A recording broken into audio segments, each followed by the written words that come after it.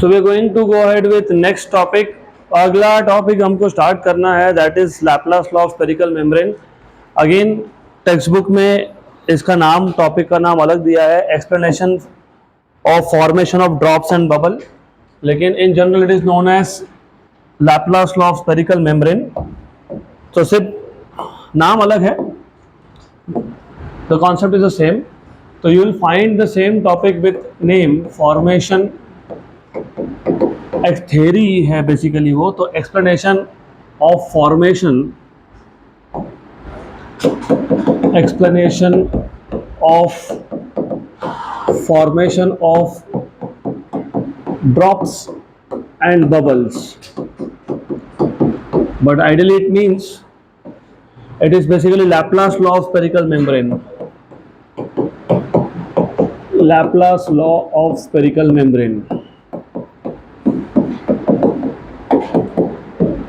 तो बेसिकली हमको Laplace law of spherical membrane we have to learn for two different conditions. One is liquid drop and other is liquid bubble. तो drop और bubble में basic difference मैंने आपको कल बताया था। In case of drop you have a single free surface, क्योंकि drop के inside there is liquid, outside there is air, लेकिन बबल में there are two free surfaces. तो ये सिर्फ बेसिक डिफरेंस याद रखना। तो a case is for liquid drop, हम सिर्फ एक ही केस डिराइव करेंगे और दूसरे केस में हमको सिर्फ टेंशन को 2 से मल्टीप्लाई करना है। 2 से मल्टीप्लाई क्यों करना है? बिकॉज आई टोल्ड यू, अगर एक फ्री सरफेस तो टेंशन एक बार लेते हो और 2 फ्री सरफेस तो टेंशन ट्वाइस लेते हैं। तो द आइडिया इज हमारे पास एक लिक्विड ड्रॉप है एंड नाउ यू नो, क्योंकि हमने कल ही देखा था, let us take a liquid drop, let us say the radius of this drop is small r। और हमने कल क्या देखा था? हमने देखा था कि कॉनकेव साइड पे प्रेशर हमेशा ज़्यादा होता है, याद है? तो इन द लास्ट सेशन हमने 3 सरफेसेस लिए थे। एक था plane surface, the pressure across, मतलब just above and just below the plane surface is same, so there is no excess pressure, there is no pressure difference. और concave side पे pressure हमेशा ज़्यादा होता है, we have shown that in the last session. तो अभी वो concept आपको यहाँ काम में आएगा। तो हमारे पास एक लिक्विड ड्रॉप है, तो let us consider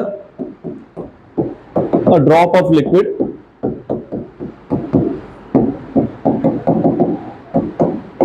with radius, with some radius r.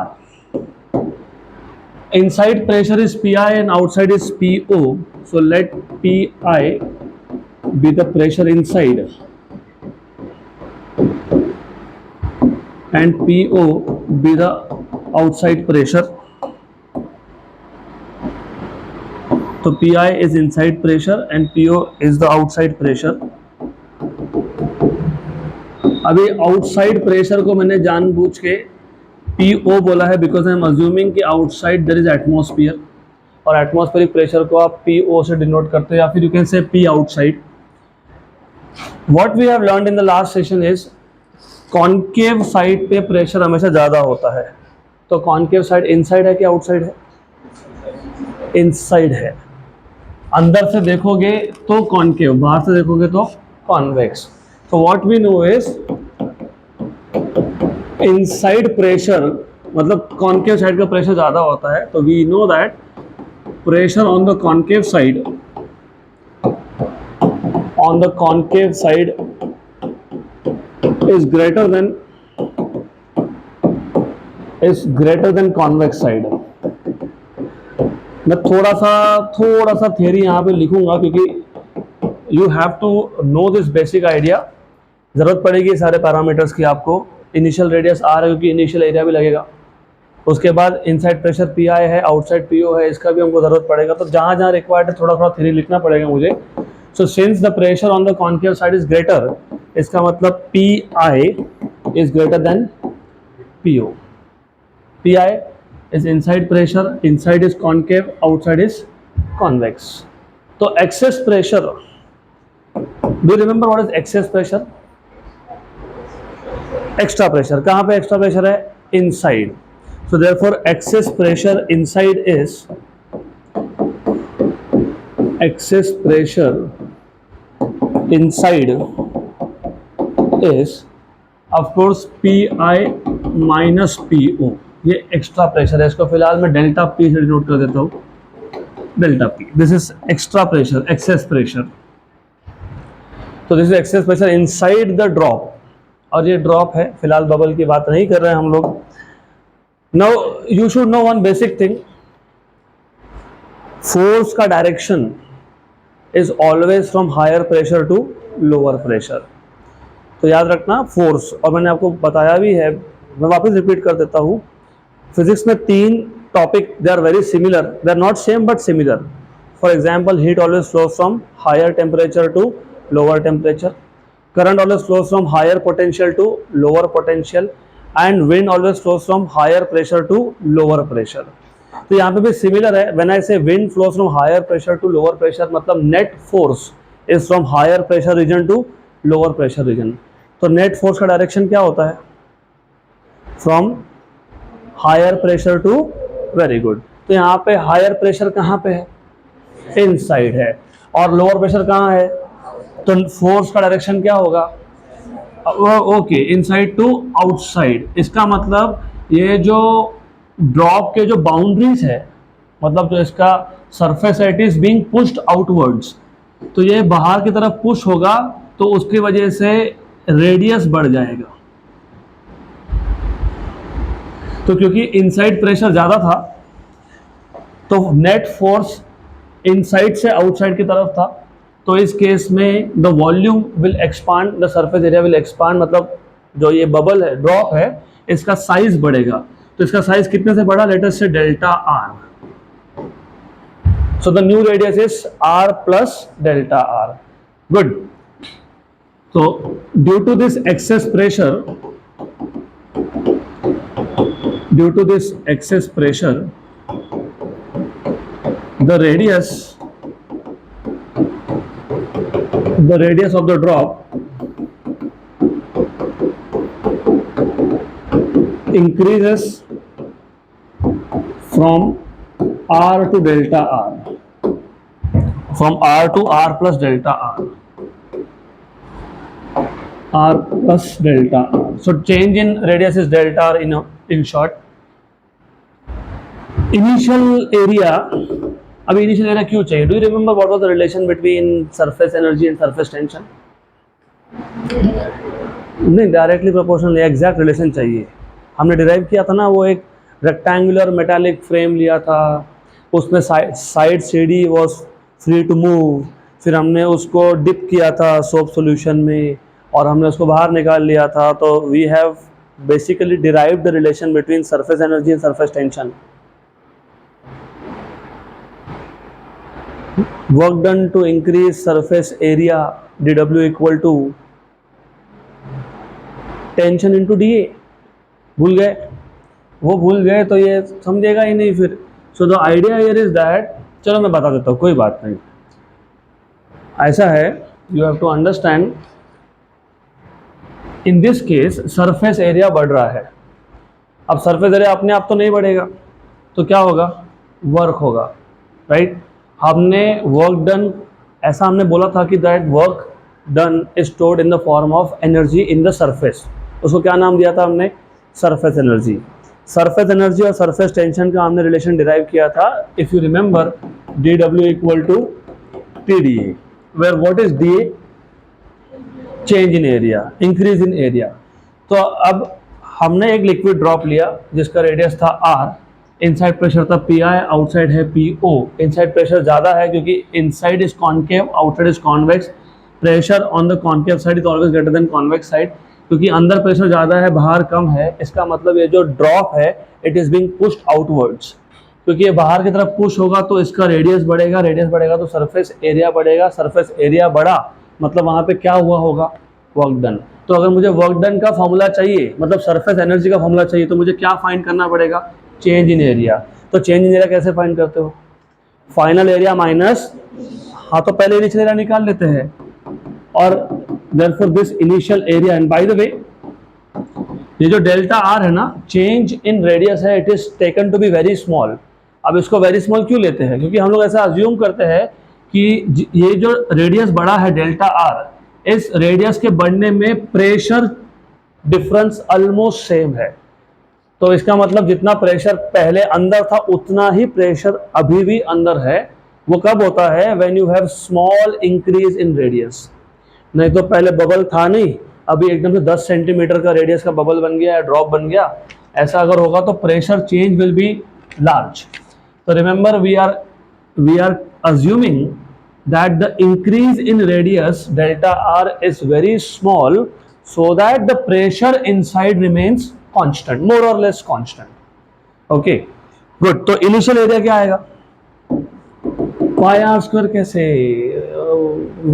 ये 3D है, ये ड्रॉप है। Drop is a sphere. What is surface area of a sphere? 4 pi are square. Okay, good. What will be the final area? Also, final area is, let us say AF, 4 pi final radius. What is final radius? R plus delta R. Initial radius था R, final radius है R plus delta R. तो इसका square कर लेंगे। तो this is equal to 4 pi are square, a plus b bracket square, तो a square plus 2ab plus b square. But अभी जो डेल्टा आर स्क्वायर है, मैंने आपको पहले ही बता दिया, delta R is very small. अगर डेल्टा आर ये वेरी स्मॉल है तो उसका स्क्वायर तो और भी स्मॉल होगा। मतलब आप डेल्टा आर स्क्वायर को क्या कर सकते हो?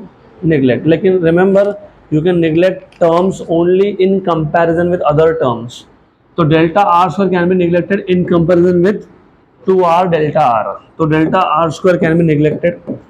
अगर ये term नहीं होता तो delta r square neglect नहीं कर सकते हो, क्योंकि neglect कभी भी in comparison ही होता है। तो मैथमेटिकली ये याद रखना, आगे भी आएगा ऐसा, क्योंकि कहीं पे आप neglect करते हो, कहीं पे नहीं neglect करते हो। तो neglect कब करना है? Only when you have another term of power 1, delta R का और एक टर्म है पावर 1 का। तो जब दो टर्म्स को कंपेयर कर रहा तो कंपैरिजन में delta are square is very small, so delta are square can be neglected, but it can be neglected in comparison,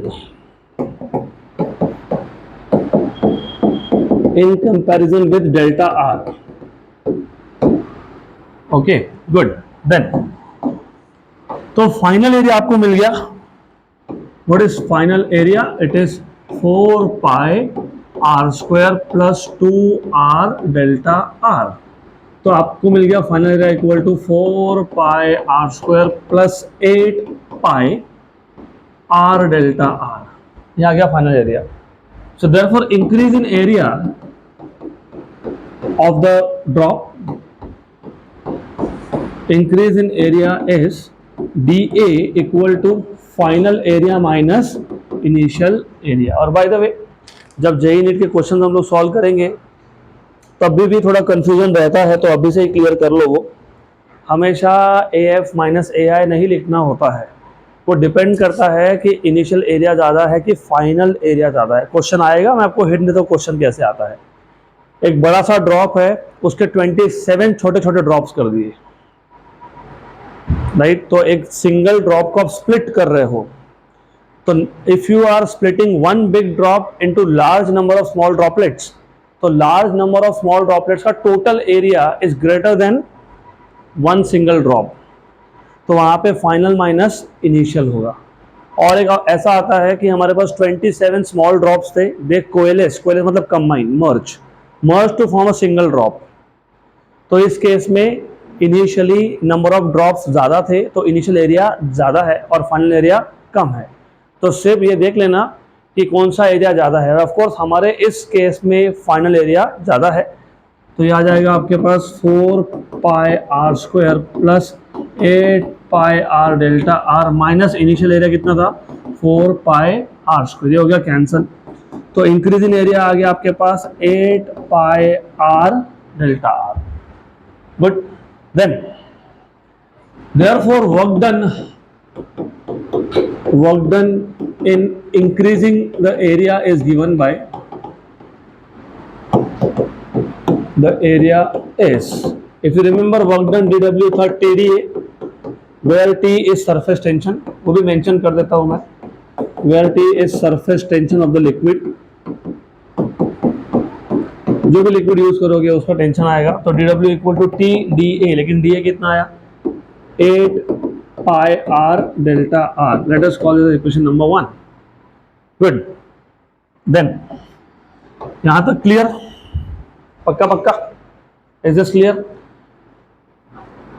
but we also know that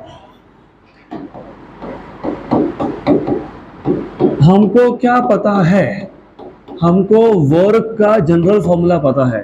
what is general formula of work? Force into displacement, force into displacement. अब ये जो displacement है वो कितना है? वो है delta R, क्योंकि जो सरफेस था वो डिस्प्लेस हो गया। रेडियस बढ़ना मतलब सरफेस डिस्प्लेस होना। कितने से डिस्प्लेस हुआ? डेल्टा आर से। तो डिस्प्लेसमेंट डेल्टा आर है। बट ये फोर्स कौन सा फोर्स है? This is force due to excess pressure. मैंने इसलिए बोला आपको, शुरू में बता दिया कि हमेशा नेट फोर्स होता है from higher pressure region to lower pressure region. तो ये जो फोर्स है it is coming because of excess pressure. Do you remember what is pressure? Force upon area, force upon area. और फिर मैं यहां पे प्रेशर को बोल रहा हूं एक्सेस प्रेशर। तो what will be force? Excess pressure into area, into area. What is excess pressure? तो force is excess pressure into area. What is excess pressure? लिखा तो था, लिखा था ना? What is excess pressure? P I minus P O. तो P I मतलब inside pressure minus outside pressure into area. ये एरिया कौन सा? ये इनिशियल एरिया लेना पड़ता है, not the final one. You have to take that as initial area. तो एरिया कितना है initial? 4 pi are square. Therefore work done D W equal to क्या था? Force into delta r. Force कितना आ गया? P I minus P O, 4 pi are square delta are. Equation number 2। तो equation number 1 और equation number 2, equation 1 and equation 2, 1 2 left hand side is same, so right hand side should be same. So therefore from equation number 1 and 2, T 8 pi r delta r equal to P inside minus P outside 4 pi r square delta r। तो जो जो cancel होता है cancel कर दो। क्या cancel होगा? पाई पाई, एक आर डेल्टा आर हो गया, 1 जा एंड 2 जा। सही है, करेक्ट। तो क्या बचा? Inside pressure minus outside pressure मतलब excess pressure is equal to, ये आर शिफ्ट कर देंगे तो क्या आ गया? 2t by are. इसको बोलते हैं Laplace law of spherical membrane for a liquid drop. Good, right. तो मैं इसका डेरिवेशन वापस रिपीट करता हूँ। और बबल के लिए एक छोटा सा चेंज है, मैं बता देता हूँ यहाँ पे, फिर we will repeat this again. तो फॉर बबल हमने पहले लिक्विड ड्रॉप लिया, अब फॉर बबल देखेंगे। तो फॉर बबल ये सेम इक्वेशन आपको मिलेगा, ओनली विथ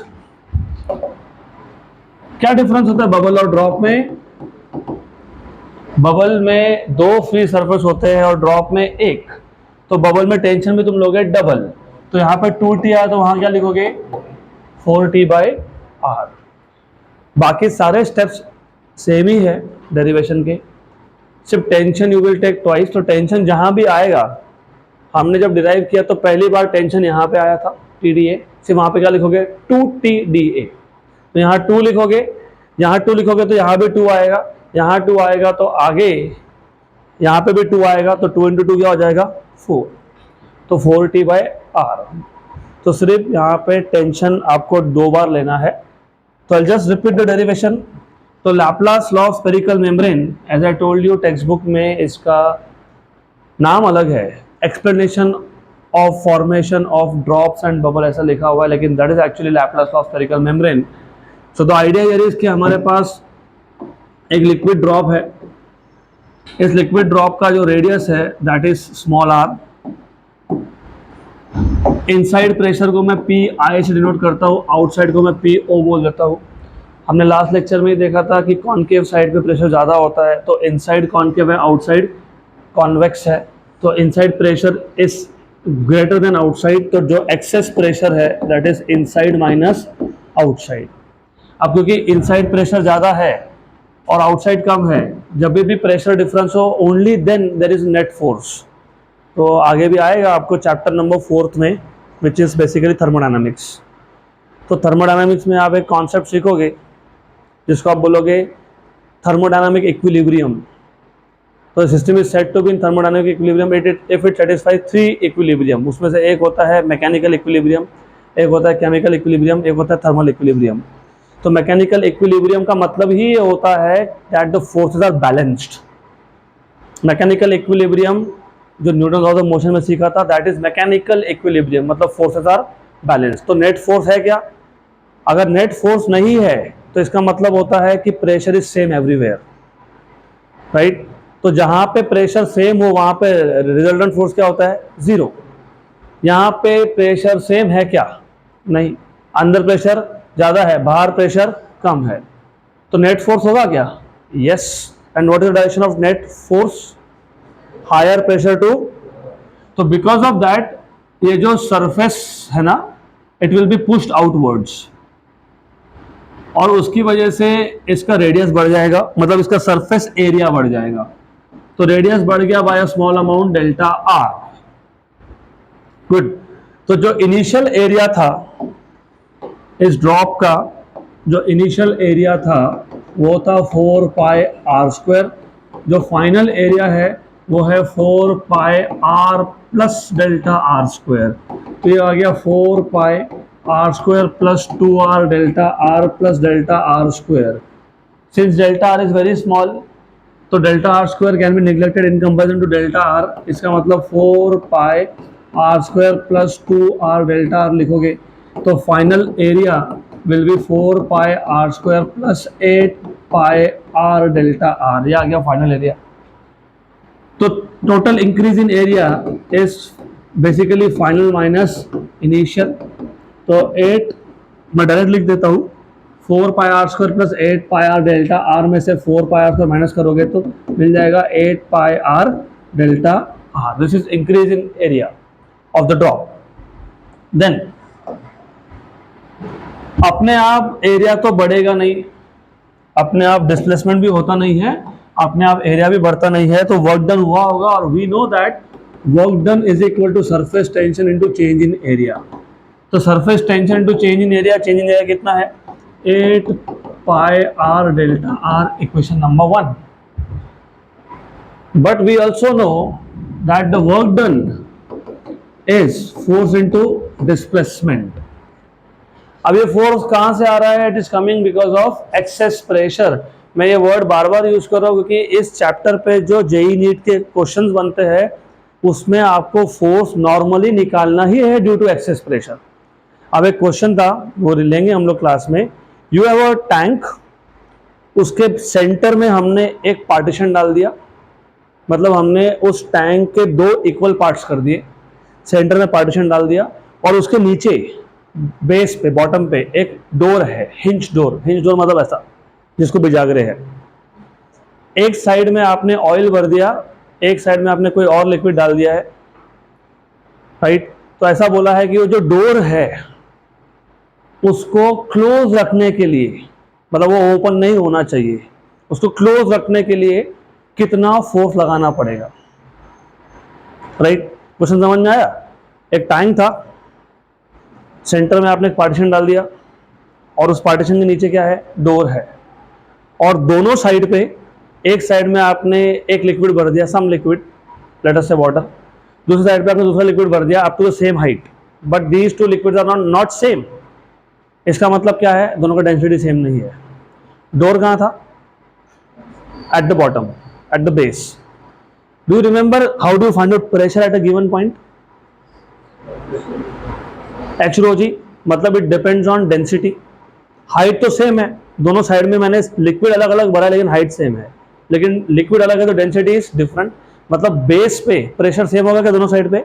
नहीं, एक साइड में ज़्यादा होगा दूसरी साइड में, तो फिर जिस साइड में प्रेशर ज़्यादा होगा और जिस साइड में प्रेशर कम होगा, what will be the direction of net force from higher pressure to, तो वहां पे force is because of excess pressure. तो इसके लिए आपको पता होना चाहिए, ऐसे इस चैप्टर में खासकर when you talk about force, normally it will be force to excess pressure, और pressure is force upon area, तो what is force? Pressure into area. तो फोर्स आएगा एक्सेस प्रेशर इनटू एरिया, तो excess pressure into area, area is 4 pi are square delta are, equation number 2। Equation 1 और 2 दोनों का left hand side same है तो right hand side भी same होगा। So therefore from 1 and 2 you get P I minus P O 4 pi are square delta r equal to T 8 pi are delta r. तो delta r cancelled out, एक r गया, pi पाई भी गया, 1 जा and 2 जा, तो आपको मिल गया यहाँ पे excess pressure equal to 2t by r. यही अगर आप एक बबल के लिए करोगे तो क्या लिखोगे? 4t by are. चलो ठीक है, now I will take one example.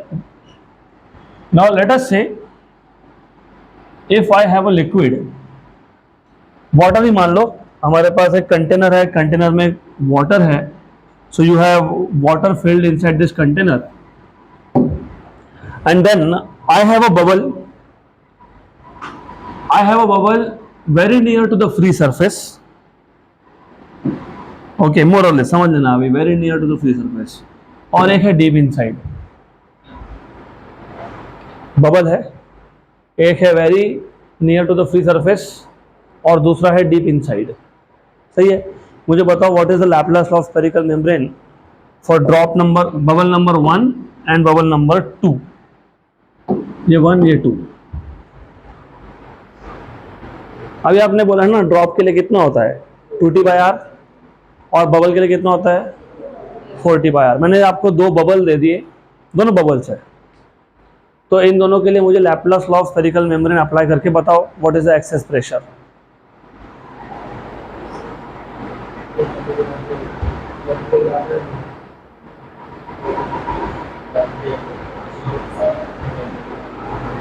Laplace law of spherical membrane gives you delta P, excess pressure, P inside minus P outside. My question to you is, bubble 1 के लिए delta P मतलब P I minus P O, और bubble 2 के लिए delta P मतलब P I minus P O क्या आएगा? 4t by are. Bubble 1 bubble 2 की दोनों के लिए, सेकेंड के लिए आएगा delta P equal to 4t by r. क्यों? क्योंकि इस केस में it is just below the free surface, तो आउटसाइड जो आप ऐसा इसको इमेजिन कर सकते हो, क्योंकि ये just below the free surface था, तो आप इमेजिन कर सकते हो कि दो फ्री सरफेस है, एक इनसाइड एक आउटसाइड। लेकिन जो अंदर बबल है ना उसका एक ही फ्री सरफेस है इनसाइड का, उसके बाहर सराउंडिंग में कौन है? लिक्विड है। तो यहां पे वही इक्वेशन बन जाएगा delta P equal to 2t by. ऐसा क्वेश्चन आया है, और हम थ्योरी में क्या सीखते हैं, ड्रॉप रहा तो 2t बाय आर, बबल रहा तो 4t बाय आर। लेकिन जब तुम यहाँ बबल की बात करते हो, यहाँ पे दो फ्री सरफेस होते हैं, अंदर भी एयर बाहर भी air. But in this case ये जो बबल नंबर 1 था, inside surface is free but outside there is water या फिर एनी लिक्विड, तो यहाँ पे एक ही फ्री सरफेस है, तो 2t बाय आर। और अगर कोई bubble just below the free surface हो तो वहाँ पे दो फ्री सरफेस होते हैं, एक अंदर का और एक बाहर का। लेकिन वो कंडीशन है, it has to be just below, it can not be deep inside. तो अभी याद रखना, बिकॉज क्वेश्चन आएगा तब पता होना चाहिए। गुड। तो इसके बाद we are suppose to start with new topic, that is capillary action, जिसको तुम कैपिलरिटी भी बोलते हो। तो नेक्स्ट टॉपिक इज कैपिलरिटी या फिर कैपिलरी एक्शन। कैपिलरिटी और कैपिलरी एक्शन। अब ये कैपिलरिटी या कैपिलरी एक्शन क्या होता है उससे पहले I will go through some basics. I would want you to know what is capillary itself. पता है कैपिलरी क्या होता है? You know what is capillary? सुना है, नाम सुना है? Straw, very good. तो straw is like a capillary, लेकिन उसको डिफाइन कैसे करोगे? A tube with a very fine bore which is open at both the ends, both the sides is called as capillary. तो basically अगर मैंने एक word use किया, a tube with a very fine bore, a tube with a very fine bore, bore, ये सुना है word कहीं पे? सुना होगा ही। बोरवेल सुना है? बोरिंग कराई है घर में कभी या देखा है? सुना है? बोरिंग मतलब क्या होता है पता है? तो they put this tubes inside. उसको बोरवेल बोलने का रीजन ही ये होता है क्योंकि वो जो पाइप डालते हैं ना, it is basically a tube which is open at both the ends, इसलिए उसको बोरवेल बोलते हैं। So a tube with a very fine bore which is open on both the sides या फिर both the ends, on both the sides is known as capillary, is known as capillary. Some of the real life examples of capillary are, for example, straw बोला आपने, that is one of the examples. Number 2 is pen का जो refill होता है, refill उसके ऊपर से अगर आप निब निकाल दोगे ना तो that is nothing but a capillary, right. अब ये कैपिलरी एक्शन क्या होता है? तो जब मैं कैपिलरी को एक लिक्विड में डिप करता हूं, मैंने सिर्फ लिक्विड बोला, मैंने ये नहीं बताया विच टाइप ऑफ लिक्विड। तो when I dip the capillary inside a liquid, तो the level of liquid inside capillary या तो वो बाहर के लेवल से ज्यादा होगा या फिर कम होगा, इसको बोलते हैं कैपिलरी एक्शन। मतलब व्हाट हैपेंस इज, हमारे पास एक लिक्विड था, तो एक कंटेनर है, कंटेनर में एक लिक्विड ले लिया मैंने, and what I am doing is, इस केस में मैं कैपिलरी को डिप कर रहा हूं inside the liquid, and of course one end of the capillary is dip inside the liquid. तो कैपिलरी के अंदर लिक्विड का लेवल या तो राइज होगा, बढ़ जाएगा, या फिर फॉल होगा, उसको बोलते हैं कैपिलरी एक्शन या फिर कैपिलरिटी। सो द राइज और fall in the level of liquid inside the capillary when the capillary is dipped in a liquid is called as capillary action और कैपिलरिटी।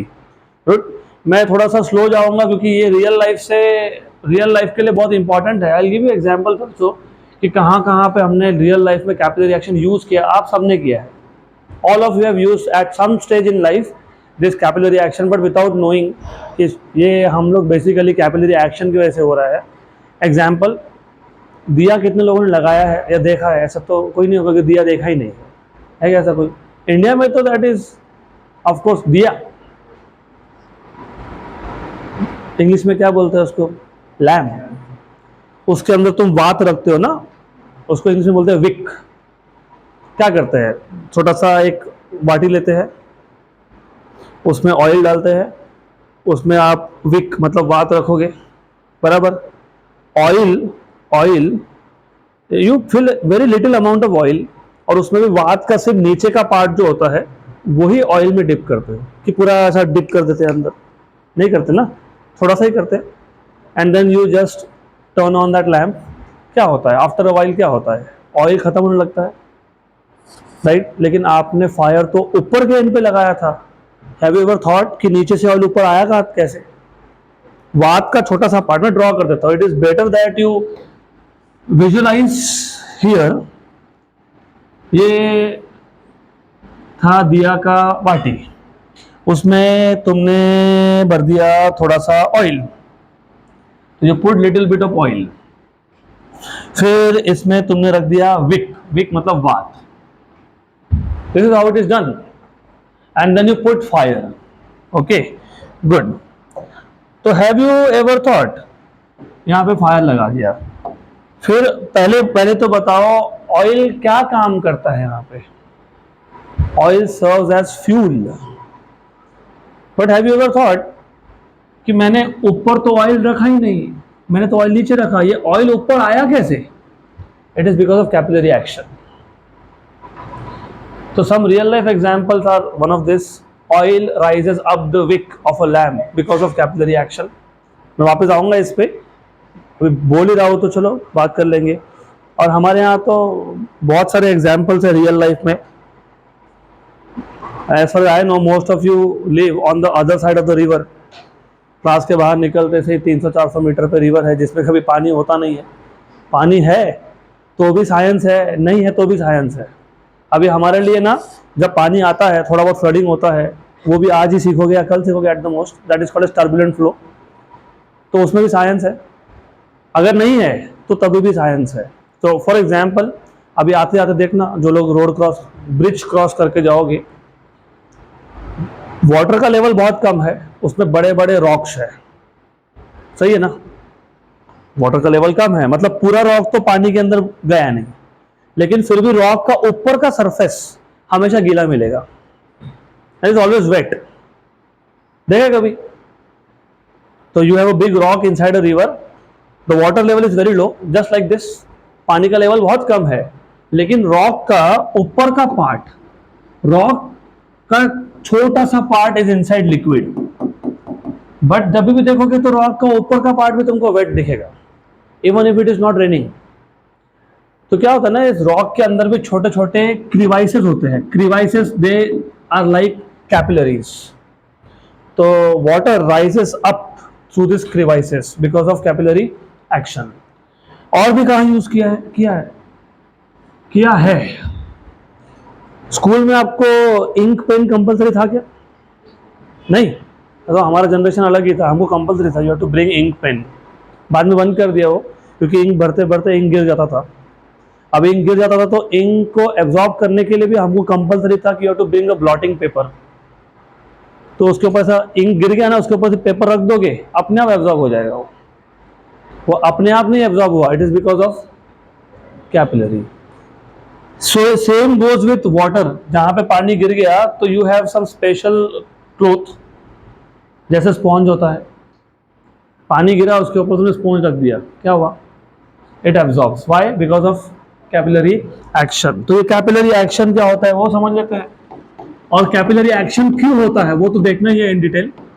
तो कैपिलरी एक्शन या फिर capillarity पहले define कर लेते हैं, फिर देखते हैं एक एक करके why it happens. So capillary action या capillarity is nothing but the rise और फॉल, द राइज और फॉल, फॉल भी होता है, सिर्फ राइज नहीं होता है, द राइज और fall of liquid inside the capillary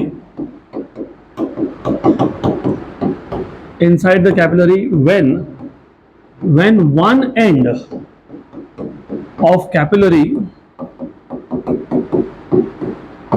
is dipped inside a liquid,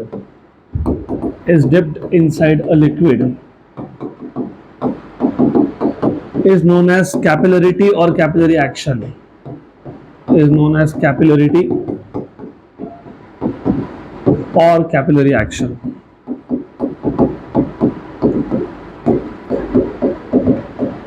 तो आइडिया समझ में आया? हमारे पास एक लिक्विड था, एक कैपिलरी था, हमने कैपिलरी के एक एंड को लिक्विड में डिप कर दिया, तो compare to outside level, capillary के अंदर या तो लेवल बढ़ेगा, राइज होगा, जिसको तुम कैपिलरी राइज बोलोगे आगे जाके, या तो फिर फॉल होगा, उसको क्या बोलोगे? Capillary fall. ये जो कैपिलरी फॉल है ये होता है for a liquid which does not wet a solid. Which are the types of liquid that does not wet a solid? Mercury. And what is the angle of contact for that? Obtuse. So for case of liquids like mercury which does not wet a solid,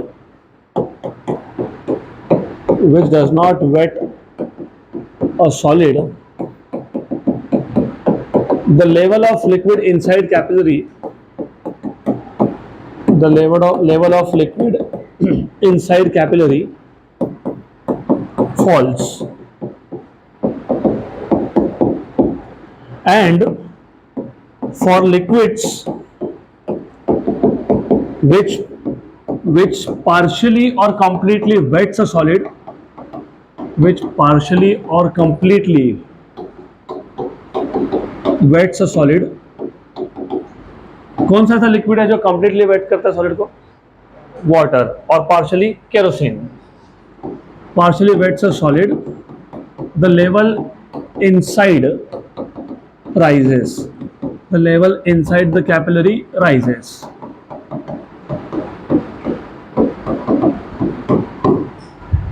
यहाँ तक clear? इसको मैं अलग तरीके से भी लिख सकता हूँ. Of course there are various ways to explain the same thing. I could have said for liquids whose angle of contact is acute, in such cases the level rises, and for liquids whose angle of contact is obtuse, level falls. तो चलता है, कोई problem नहीं, is the same thing. तो यहाँ तक I hope it is clear, क्योंकि अभी हमको देखना है कि ये कैपिलरी फॉल या कैपिलरी राइज हुआ क्यों. दोनों देखेंगे वन बाय वन, और फिर बाद में हमको एक्सप्रेशन भी डिराइव करना है. तो द आइडिया ये, सबसे पहले कैपिलरी पता होना चाहिए. कुछ नहीं, एक ट्यूब है with a very fine bore which is open at both the ends. Then if you dip this one end of this tube, मतलब one end of the capillary inside a liquid, the level of the liquid inside capillary will either rise or fall, right? इस action को बोलते हैं हम लोग capillary action. For a liquid which does not wet a solid, या फिर for a liquid जिसका angle of contact obtuse है, in such cases the level inside the capillary false.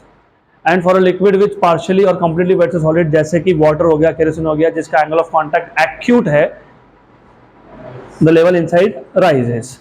Good. हम एक एक करके अब देखेंगे why there is capillary fall and why there is capillary rise. We'll start with any one of it. चलो capillary fall से start कर लेते हैं. I'll just try to keep sequence of notes. तो notes में मैंने पहले capillary fall explain किया है, तो ठीक है, पहले capillary fall देख लेते हैं. तो we have a container and this container is basically filled with mercury, and as you know, and you must know, for a liquid like mercury, what is the shape of meniscus? Convex. तो यहाँ पे convex shape बनेगा सिर्फ वहाँ पे जहाँ पे liquid का सॉलिड के साथ कांटेक्ट हो. ओके, तो I will not be able to draw this diagram as it is. तो एक काम करता हूँ. गुड. तो जहाँ पे लिक्विड का सॉलिड के साथ कांटेक्ट है, सिर्फ वहाँ पे ही शेप बनता है कॉन्वेक्स. और ये क्यों होता है, ये हमने ऑलरेडी इन डिटेल देखा है. If you remember, we have seen meniscus के शेप क्यों बनते हैं. We have seen it is because of the resultant of adhesive and cohesive forces. तो I will not go back into details of that. तो हमने already बहुत time spend किया था. तो at the point of contact बनेगा, सिर्फ इतना याद रखना. Now we have a capillary. एक कैपिलरी है हमारे पास. तो we have a capillary. We have a capillary. हमने कैपिलरी को डिप कर दिया यहाँ पे. Again I am telling you the same thing. याद रखो, जहाँ पे कांटेक्ट हुआ. By the way, capillary is actually very fine, लेकिन मुझे क्योंकि यहाँ पे डायग्राम अच्छे से ड्रॉ करना है, तो मैं थोड़ा सा कैपिलरी का रेडियस बड़ा दिखा रहा हूँ. इतना बड़ा होता नहीं है. तो जो कैपिलरी ट्यूब होता है ना, इट इज़ वेरी फाइन. सिर्फ मुझे for the purpose of drawing proper diagram मैंने इसका रेडियस बड़ा दिखाया है. ऐसा होता नहीं है, तो याद रखना, ऐसा नहीं होता है. गुड. देन यहाँ पे कांटेक्ट हुआ, तो यहाँ पे थोड़ा सा कॉन्वेक्स शेप बनेगा. अंदर भी क्या बनेगा? कॉन्वेक्स शेप बनेगा. और ये जो सिचुएशन है, इट इज जस्ट व्हेन आपने कैपिलरी को अब जस्ट डिप किया ही है. अभी फॉल राइज जो भी होगा वो होना बाकी है. तो it is a situation in which you have just dip the capillary. Good. तो एक कैपिलरी लेते हैं. So let us dip one end of a capillary inside a liquid like mercury. तो कैपिलरी फॉल या कैपिलरी राइज समझने के लिए you have to imagine 4 points. ये मॉलिक्यूल्स नहीं है, ये 4 इमेजिनरी पॉइंट्स है. You are suppose to imagine 4 points. A point and B point ये इनसाइड द कैपिलरी है. A point is inside the capillary just above the free surface of mercury. B point is inside the capillary just below the free surface of mercury. फिर एक point लूंगा C which is just above the plane surface, क्योंकि ये surface plane है. मैंने इसलिए बोला have to be very careful. surface plane है, सिर्फ convex curvature कहाँ पे हुआ? only at the point of contact. And D point which is just below the plane surface of mercury outside the capillary. तो 4 पॉइंट इमेजिन कर लिए हमने. Imagine 4 points A, B, C and D. तो C and D. A point कहाँ था? Just above free surface of mercury. Free surface of mercury कहाँ पे? Inside, of course inside the capillary. मैं वो लिखने नहीं वाला. B क्या है? Just below the free surface of mercury inside the capillary. Just below the free surface of mercury inside. C point कहाँ लिया आपने? कहाँ लिया? Just above free surface of mercury. Of course इस केस में फ्री सरफेस है plane surface. मैं लिख नहीं रहा हूं बट ये आपको पता होना चाहिए, ये प्लेन सरफेस है बाहर. तो I am not writing it down because of course I don't want to waste time. तो just above free surface of mercury but outside the capillary. And D point is just below the free surface of mercury outside the capillary. तो ये 4 point है. तो चारों point पे जो pressure है उसको भी हम लोग पीए, पीबी, पीसी, पीडी से डिनोट कर लेते हैं. PA is pressure at A, PB is pressure at B, PC is pressure at C and PD is pressure at D. Good, clear? यहां तक पक्का पक्का clear. Now what you have learned, diagram देख के बताओ. पहले इनसाइड की बात कर लेते हैं. बी और ए पॉइंट कहाँ प्रेशर ज़्यादा होगा और क्यों ज़्यादा होगा? बी पे ज़्यादा होगा. क्यों?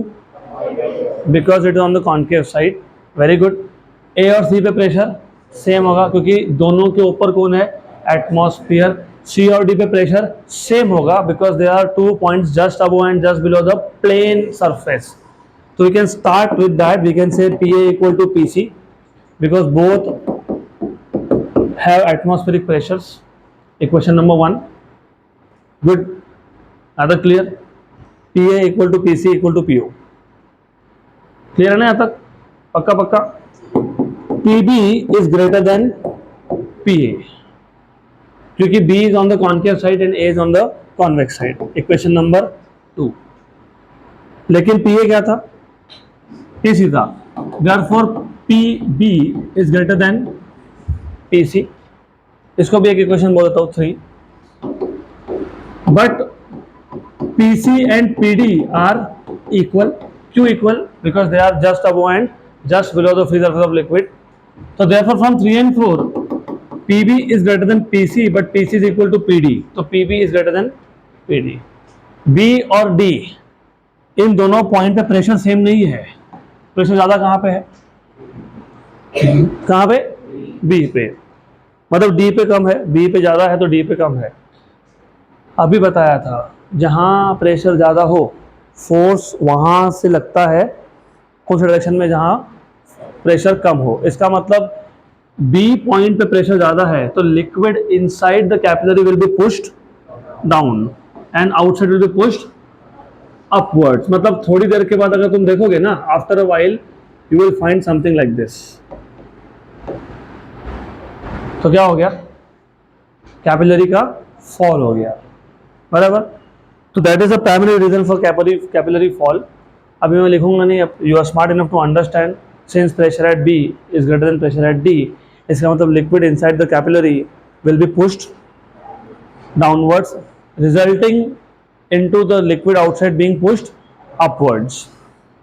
तो आइडिया ये था कि हमने एक कंटेनर लिया, उसमें हमने एक लिक्विड भर दिया जैसे कि मर्क्यूरी, क्योंकि हमको कैपिलरी फॉल एक्सप्लेन करना है,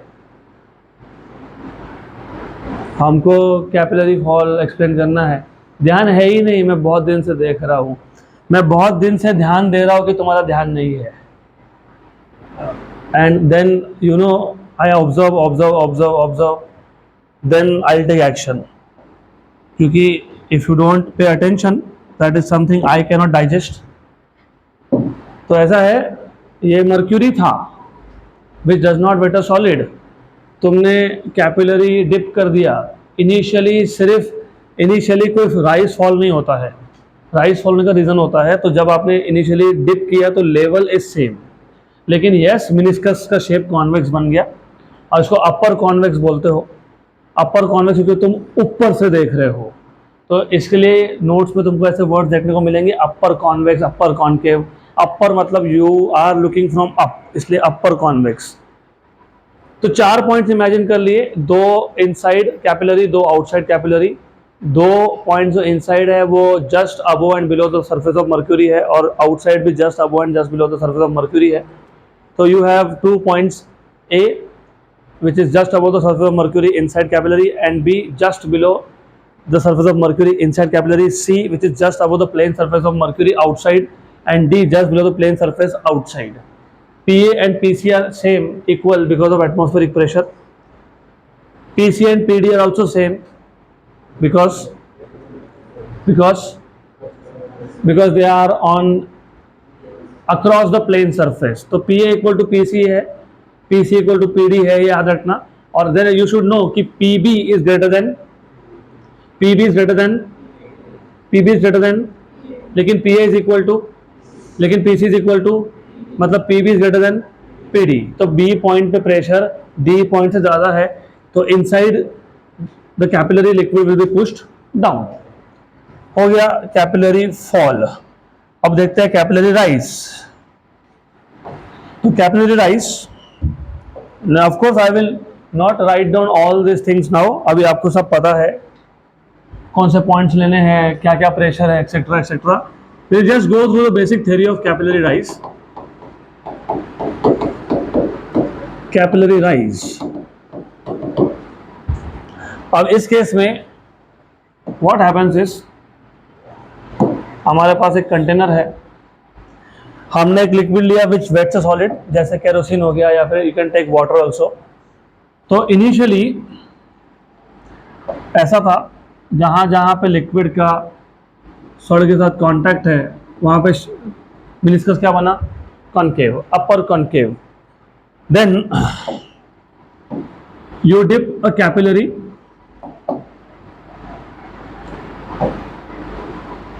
तो एक कैपिलरी हमने डिप कर दिया। अगेन जहाँ पे कांटेक्ट हुआ वहाँ पे शेप बनेगा, क्या बनेगा, कॉनकेव की कॉन्वेक्स, कॉनकेव, कॉनकेव। और इनिशियली ऐसा था। फिर आपने वही 4 पॉइंट्स ले लिए, A B C and D, and the story repeats, more or less is the same। Pressure at A and pressure at C are same because both of them are directly exposed to the atmosphere। उसके बाद pressure at A in this case is greater than pressure at B, क्योंकि इस case में A is on the concave side, equation number 2, बराबर, correct. But P A equal to क्या आ गया, PC, इसका मतलब PC is greater than PB, equation 3। लेकिन PC और PD they are same because they are just above and just below the plane surface of liquid. Equation number 4, तो from 3 and 4 pressure at D is greater than pressure at B. तो इस case में D पे pressure ज़्यादा है और B पे pressure कम है, तो क्या होगा, डी पे liquid will be pushed down, यहां पे डाउनवर्ड तो अंदर अपवर्ड्स। तो इस केस में you will find something like this. तो इस केस में होगा कैपिलरी राइज। गुड, क्लियर, ठीक। अब जो मैंने आपको एग्जांपल्स दिए थे, 4 एग्जांपल बताए थे मैंने आपको, blotting paper, sponge, water rises of the crevices and oil rises of the wick, इन चारों ही केस में कैपिलरी राइज होता है, there is no capillary fall. Good, वो मैं लिखने नहीं वाला, that is given in the notes itself. तो इंटरेस्टिंग एंड सिंपल, बहुत सिंपल है। और थ्योरी के लिए I keep on saying one thing again and again, क्योंकि आपका मेजर फोकस कॉम्पिटिटिव एग्जाम पे है, लेकिन आपको बोर्ड एग्जाम में 70 या 75% का जो भी क्राइटेरिया आपका होता है वो करना पड़ता है। इसके लिए keep it very plain and simple. कोई भी थ्योरी टॉपिक हो, हियर ऑनवर्ड्स फिजिक्स में कोई भी थ्योरी टॉपिक हो, उसको 4 सेक्शन में डिवाइड कर लो। नंबर 1 इज डायग्राम, क्योंकि डायग्राम जब आपके सामने कोई चीज़ होती है तो एक्सप्लेन करना ईजी होता है, तो diagram should be the first. Number 2, जो भी अगर इंस्ट्रूमेंट है तो आपको इंस्ट्रूमेंट का कंस्ट्रक्शन समझाना पड़ेगा, यहाँ तो कोई इंस्ट्रूमेंट है नहीं, तो second goes for construction, third goes for working principle, और फोर्थ इज फॉर डेरिवेशन। तो ऐसे केसेस में जहाँ पे कोई डेरिवेशन नहीं है, जहाँ पे कोई कंस्ट्रक्शन नहीं है, तो 2 ही सेक्शन आएंगे, डायग्राम एंड वर्किंग प्रिंसिपल, खत्म, डन। गुड, तो ऐसा रखोगे ना, इट इज़ टू सिंपल, कुछ नहीं है physics, I am telling you it is nothing. सिर्फ हाँ, कभी कभी of course things can become complicated, depends on the topic, तो otherwise it is too simple. अब आ जाते हैं हम, देखो अभी क्या हुआ, कैपिलरी राइज तो हो गया, बट यहाँ पे बेसिक फिजिक्स लेवल का एक प्रॉब्लम हो गया। यू आर सेइंग कि ट्यूब के अंदर लिक्विड का लेवल बढ़ गया, ऊपर हो गया, सही है, correct. How can anything go against gravity, ये तो ग्रेविटी के अगेंस्ट गया ना ऊपर, तो यू हैव टू एक्सप्लेन कि ये जो कैपिलरी राइज हुआ ये क्यों हुआ, नंबर 1। और हो गया, चलो हो गया, तो इसका हाइट कितना आएगा और हाइट कौन से पैरामीटर पे डिपेंड करेगा। तो अगर आप अगला टॉपिक देखोगे in sequence, you will find expression for capillary rise और फॉल। तो let us derive expression for capillary rise और फॉल, मतलब you are trying to find out expression for H. तो आपको क्या फाइंड करना है, एक्सप्रेशन फॉर हाइट, कितना राइज हुआ, मतलब एच का इक्वेशन, और definitely H will depend on certain parameters, जैसे एंगल ऑफ कॉन्टैक्ट, जैसे सरफेस टेंशन, जैसे रेडियस ऑफ कैपिलरी। तो हमको एच का एक्सप्रेशन चाहिए। तो अगला टॉपिक देखोगे in sequence, it is expression for capillary rise और fall. Expression for capillary rise और फॉल। फॉल का हम लोग करते ही नहीं है, हम लोग सिर्फ राइज का इक्वेशन डिराइव करते हैं, और हम लोग फॉल के लिए सिर्फ एक स्टेटमेंट लिख देते हैं नीचे, जो मैं बताऊंगा आपको at the end of this derivation. तो you are not suppose to derive expression for fall, you are just suppose to derive expression for rise.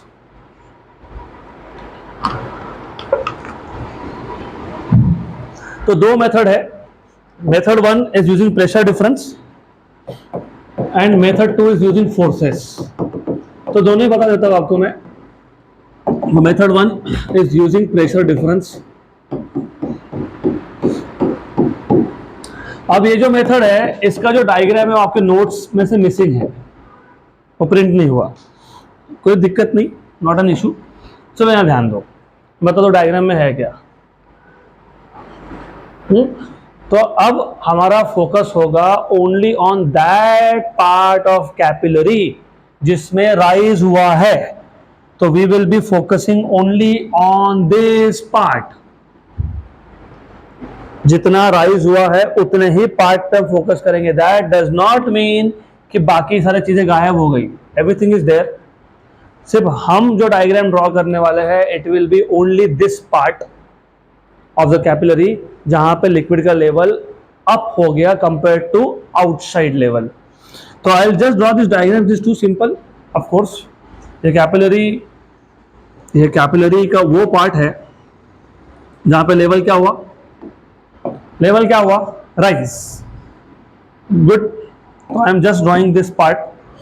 And of course क्योंकि तुम राइज की बात कर रहे हो, तो राइज के केस में it will be the case of liquids like kerosene और water which wets a angle of contact कितना होता है, शेप क्या बनता है, कॉनकेव, अपर कॉनकेव, ऐसा ड्रॉ कर सकते हो। Good, right. देन ये जो कैपिलरी था, इसका जो रेडियस है उसको मैं स्मॉल आर से डिनोट करूंगा। I denote it by small r. याद रखो ये small r is radius of capillary, चाहिए तो मैं लिख देता हूं, small r is radius of capillary tube, क्योंकि और एक आर आने वाला है।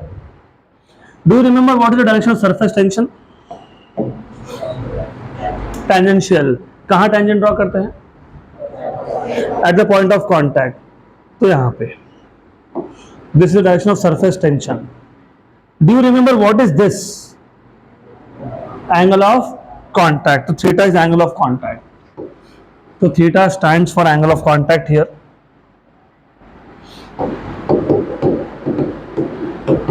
Angle of contact.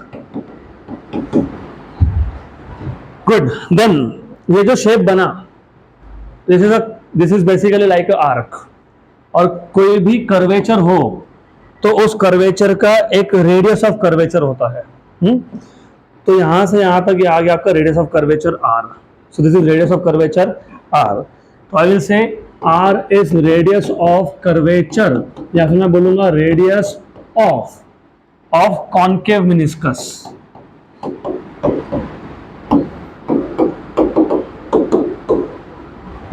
बट थोड़ा सा मैं डायग्राम को चेंज कर रहा हूं little bit, because do remember tangent और radius, you know how they are, पता है? टैंजेंट सर्कुलर मोशन भूल गए, परपेंडिकुलर, वेरी गुड। तो दे आर ऑलवेज परपेंडिकुलर, तो वो 90 डिग्री एंगल दिखना चाहिए, वो दिखेगा तो आगे के एंगल सॉर्ट आउट होंगे, नहीं तो आगे के एंगल सॉर्ट आउट नहीं होंगे, कंफ्यूजन रहेगा हमेशा। तो just to avoid that particular confusion, sorry for taking this much of time in drawing, लेकिन आई कांट हेल्प इट। यहाँ पे you will need the accuracy of angles, angle लगने वाले तुमको। चलो फाइनली लुक्स लाइक 90, कोई बात नहीं, and also looks like tangent, तो थीटा आ गया। अब ऐसा क्यों किया मैंने? For a simple reason. So let me draw dummy line here. ऐसे एक लाइन ड्रॉ कर दिया। ये टोटल एंगल कितना है? 90 है, वेरी गुड। उसमें से एक पार्ट कितना है? तो ये कितना हो गया? अगर ये 90 माइनस थीटा है और ये टोटल एंगल कितना है? 90 है, वेरी गुड, गुड। तो who will tell me what is this angle? कितना? थीटा। अगर ये थीटा तो ये कितना है? वेरी गुड, तो ये भी क्या आ गया? थीटा आ गया। तो that is why I did all this. ये थीटा है तो ये भी थीटा है, क्योंकि अभी काम में आएगा हमारे। तो हमको यहाँ पे h का एक्सप्रेशन चाहिए। हमको क्या चाहिए? h का एक्सप्रेशन चाहिए, लेकिन using pressure difference. Pressure difference word ये सुनने के बाद क्या ध्यान में आया?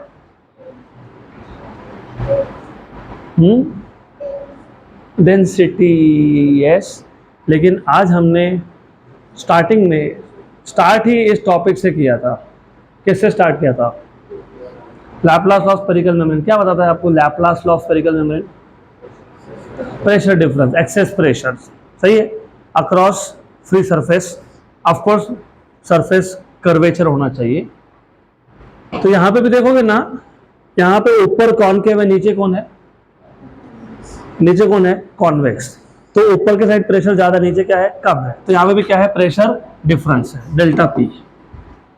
तो ये जो प्रेशर डिफरेंस है इसको बोलते हैं pressure difference due to concavity, क्योंकि कॉन्केव सरफेस है, इसके लिए प्रेशर डिफरेंस है। अगर प्लेन होता तो प्रेशर डिफरेंस होता क्या? नहीं।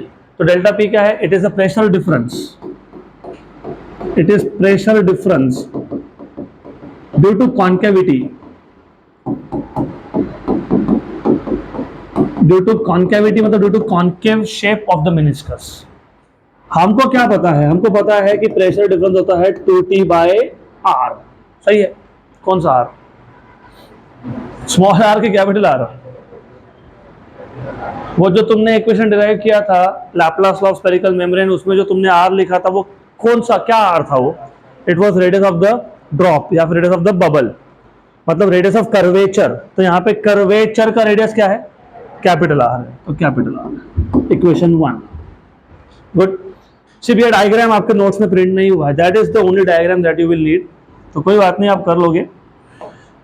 क्या तक clear? But do you remember in general pressure क्या होता है? H rho g, where H is the height. Good. Equation 2. So from 1 and 2, you have H rho g equal to 2T by R. तो H क्या आ गया? 2T by R rho g. Equation number 3. लेकिन normally हम लोग देखो थोड़ा सा प्रैक्टिकली भी सोचना पड़ता है यहाँ पे। इसके लिए fluid mechanics for some unknown reason difficult लगता है। डिफिकल्ट कुछ नहीं है, सिंपल है। You have to just think ये इक्वेशन मैं क्यों नहीं यूज कर सकता। सोचो, लुक क्या क्या है इस इक्वेशन में। टी, ये तो लिक्विड का प्रॉपर्टी है, ये तो हमको पहले से दिया होता है और पता होता है, अदरवाइज सोप सोल्यूशन है तो 0.07 आता है उसका। जी तो पता ही है, रो भी पता है। आर क्या है? आर। अब ये सोचो प्रैक्टिकली ये पॉसिबल है क्या मेजर करना? नहीं, लेकिन प्रैक्टिकली मैं कैपिलरी का रेडियस मेजर कर सकता हूं। कैसे? तो हमारे पास वर्नियर कैलिपर होता है, माइक्रोमीटर, स्क्रू गेज होता है, एक्सेट्रा एक्सेट्रा। तो I should bring this equation in terms of small r. अगर मैं कॉस थीटा लूं, what is cos theta? Adjacent upon hypotenuse. तो but from diagram you have cos theta which is adjacent side upon hypotenuse, तो r equal to आ गया small r by cos theta, equation number 4। therefore from 3 and 4, from equation 3 and 4 you have h equal to 2t by capital R is small r upon cos theta गया ऊपर और रो जी, तो 2t cos theta by r rho g. ये आ गया आपके पास H का expression. This is the expression for rise, capillary rise, क्योंकि हमने स्टार्टिंग में ही बोल दिया we are talking about a liquid which wet से सॉलिड, उसमें क्या होता है? राइज होता है।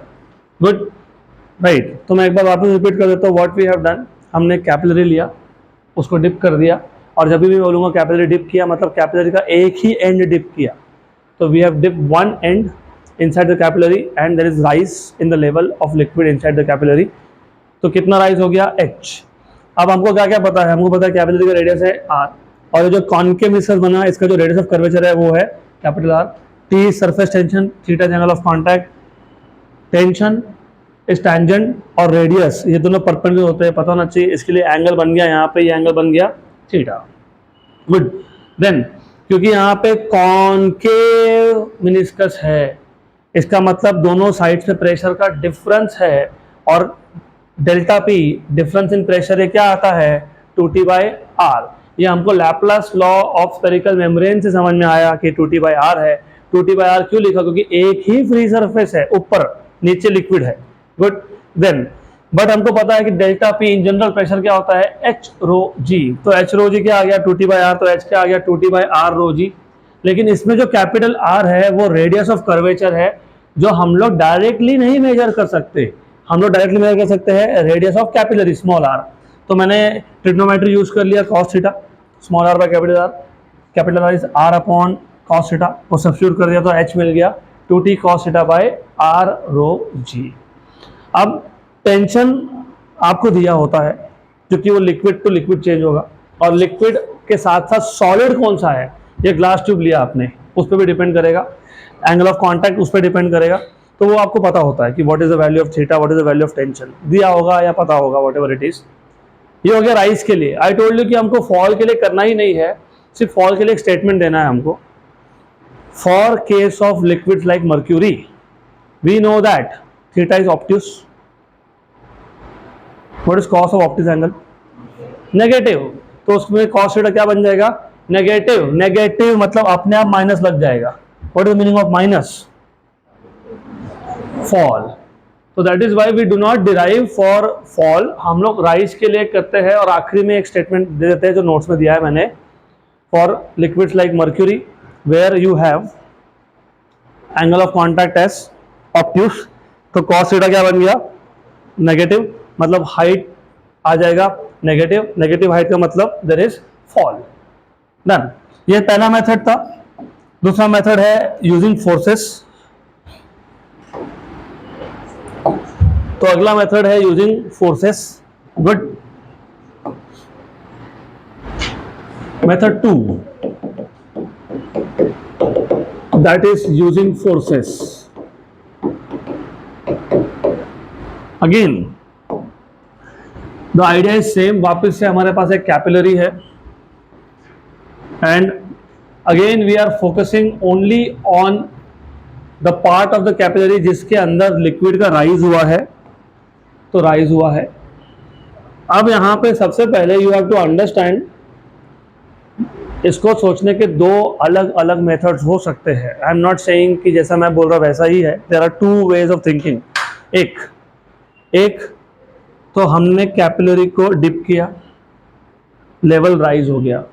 तो number one, as I told you कि लेवल राइज हो रहा है मतलब अगेंस्ट द ग्रेविटी जा रहा है.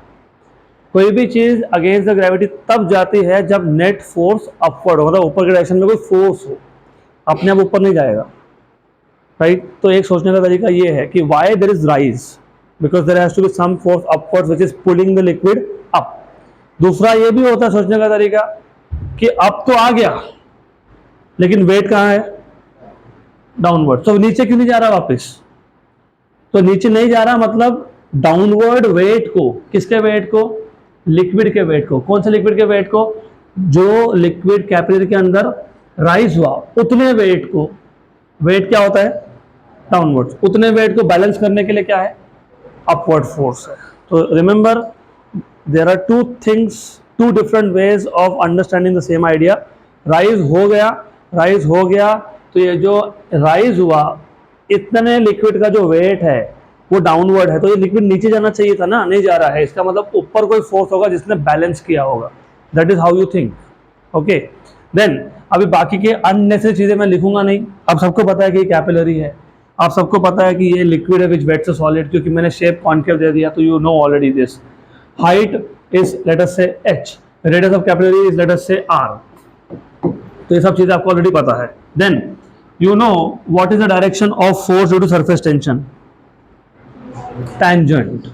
तो टेंजेंशियल आ गया आपका force due to surface tension. And you know to every action there is equal but opposite. तो ये एक्शन है, इसका रिएक्शन भी होगा. Equal in magnitude but opposite in direction. Good. तो ये हो गया reaction. Reaction is equal to tension.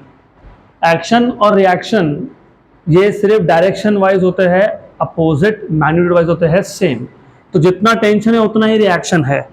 अगर ये एंगल ऑफ कांटेक्ट है थीटा, तो ये भी कितना है फिर? थीटा. विच मीन्स ये जो तुमने रिएक्शन लिखा है मतलब टेंशन लिखा है, इसके तुम कंपोनेंट कर सकते हो दो. ये आ जाएगा साइन थीटा कंपोनेंट और ये आ जाएगा कॉस थीटा कंपोनेंट. करेक्ट. अब थोड़ा सा इमेजिनेशन का लेवल अप करो. मैंने ये सिर्फ एक पर्टिकुलर पॉइंट पे ऐसा इमेजिन किया, सिर्फ एक पॉइंट पे. तो एक पॉइंट पे मैंने टेंशन के दो कंपोनेंट कर दिए. कौन से दो? टी कॉस और टी साइन. लेकिन कैपिलरी का क्रॉस सेक्शन क्या होता है? सर्कल.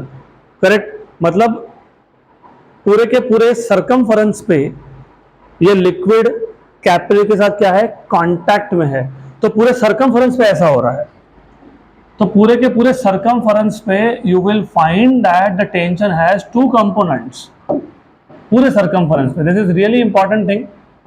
पूरे सरकमफरेंस पे you will find that there are two components of tension. एक है वर्टिकल कंपोनेंट. वर्टिकल कंपोनेंट कौन से कंपोनेंट्स है? T cos. तो ये टी कॉस वाले कंपोनेंट्स है वर्टिकल कंपोनेंट्स. ऐसा पूरे सर्कमफरेंस पे, because the liquid is in contact along the circumference of the capillary, तो ऐसा है, which is really important.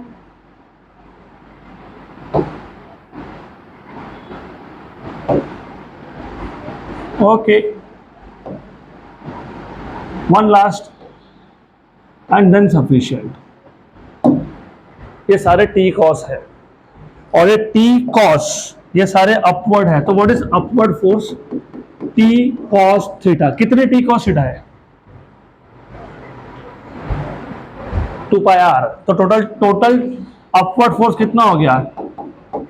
T cos theta into 2 pi R, क्योंकि पूरे सर्कमफरेंस पे कांटेक्ट हो रहा है ना.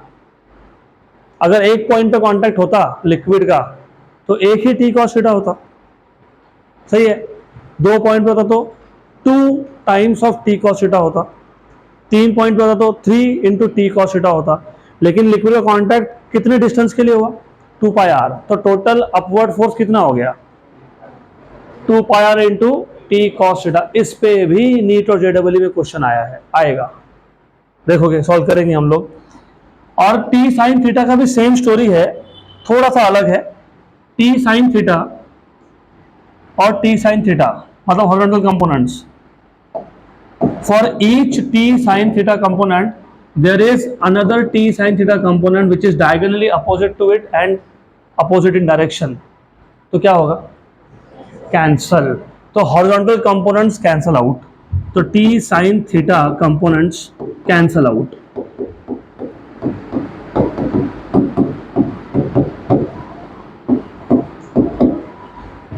क्लियर यहां तक? पक्का? तो जो हॉरिजॉन्टल कंपोनेंट्स थे वो क्या हो गए? कैंसिल हो गया. Vertical components all are in same direction, तो क्या होगा? ऐड होगा. Very good. तो टोटल अपवर्ड फोर्स मिल गया आपको. What is total upward force? 2 pi are into T cos theta. ये टोटल अपवर्ड फोर्स है. अब ये जो लिक्विड था कैपिलरी के अंदर, जितने लिक्विड का राइज हुआ, मैं बार बार बोल रहा हूं, मैं पूरे लिक्विड की बात नहीं कर रहा हूं. I am just talking about liquid inside the capillary, वो भी जिसका राइज हुआ उसका. ये जो लिक्विड इनसाइड द कैपिलरी है जिसका राइज हुआ, उसका मास अगर m है तो उसका वेट कितना है? mg. तो डाउनवर्ड फोर्स कितना होगा? mg. लेकिन you know what is mass? What is density? Mass upon volume. तो what is mass? Volume into density. What is, how much is the volume of this liquid?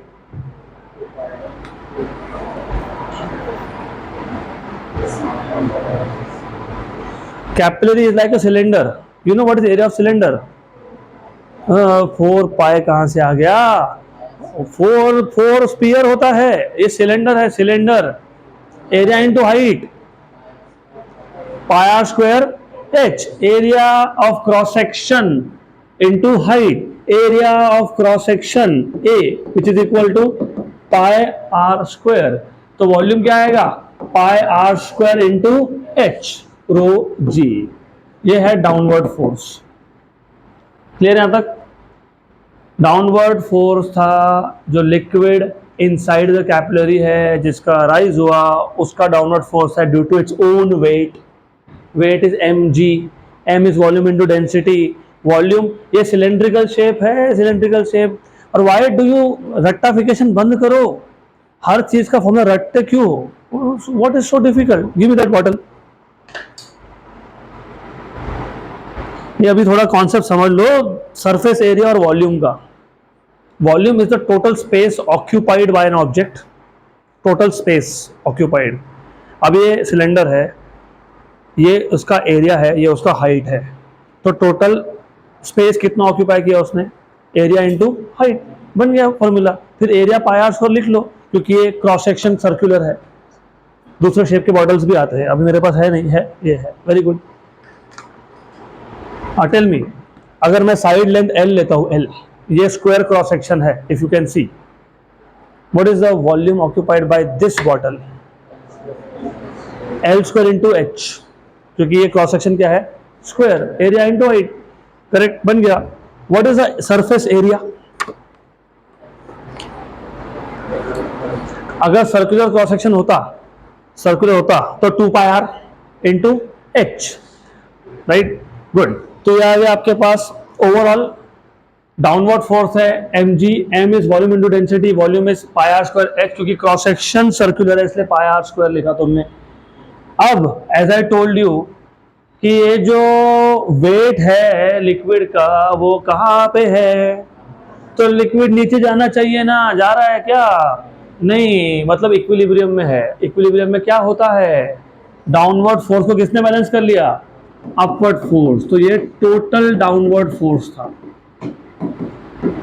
तो under equilibrium